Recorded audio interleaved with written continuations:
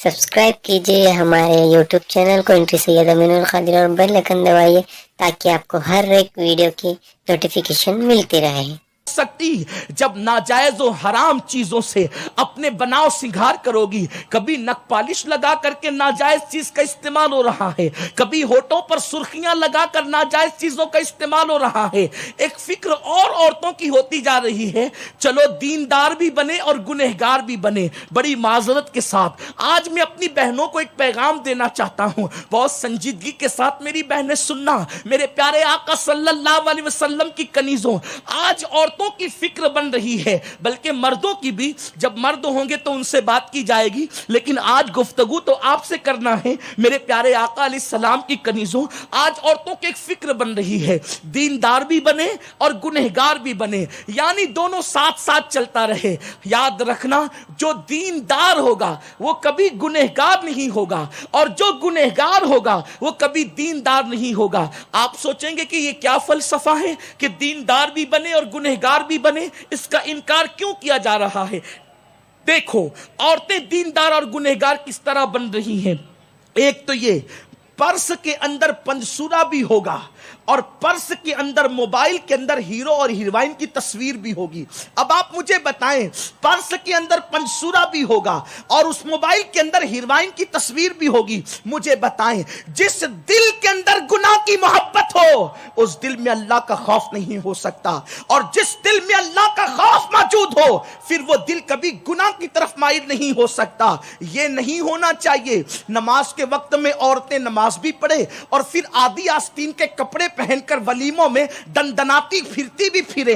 अल्लाह अकबर। शादी के मौके पर औरतें कभी कभी मुसल्ला भी तो बिछा लेती है, लेकिन अल्लाह अकबर, फिर उस शादी के अंदर पतले कपड़े भी बदन पर है, पतले दुपट्टे भी बदन पर है, हाफ आस्तीन के कपड़े भी बदन पर है। अल्लाह अकबर। मेरे प्यारे आका सल्लल्लाहु अलैहि वसल्लम के प्यारे दीवानों, याद रखें, इस नुमाइशी दीन से कोई फायदा नहीं होगा। कुरान कहता है, आमिलतुन नासिबतुन तस्ला नारन हामिया। इबादत करके आएंगे, मेहनत करके आएंगे, फिर भी जहन्नम में दाखिल किए जाएंगे। जिस्म को संवारने वालियों और दिखावे की इबादत करने वाली औरतों को बता दो, अल्लाह को दिखावा पसंद नहीं। जिसकी इबादतें उसको अल्लाह से करीब नहीं करती, जिसकी इबादतें उसको गुनाहों से दूर नहीं करती, जिसकी नमाजें उसको गुनाहों से दूर नहीं करती, जिसकी नमाजें उसको पाप से और जराइम से दूर नहीं करती, वो इबादतें इंसान को अल्लाह से दूर कर दिया करती है। अब अगर तुम नमाजी भी हो और सीरियल भी देख रही हो, तुम पंजसूरा भी पढ़ रही हो और मोबाइल के अंदर हीरो और हीरोइन की तस्वीर भी है, हाथों में तस्बीह भी है, फिल्म भी देख रही हो, कुरान की तिलावत की बात भी है, जराइम की तरफ कदम भी बढ़ रहे हैं, इज्तिमात में पाबंदी से शिरकत भी है, गुनाह का भूत कभी दिल से निकलता नहीं। इसका मतलब यह है कि अगर इबादत तुम्हें गुनाहों से दूर नहीं करते, तो फिर वो इबादतें तुम्हें अल्लाह से दूर कर देती है।